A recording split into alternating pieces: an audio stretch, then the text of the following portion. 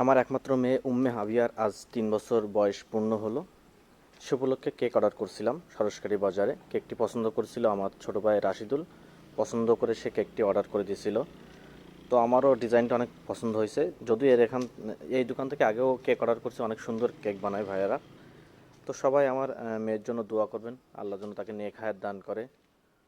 আর কেকটা কেমন হয়েছে অবশ্যই কমেন্ট করে জানাবেন।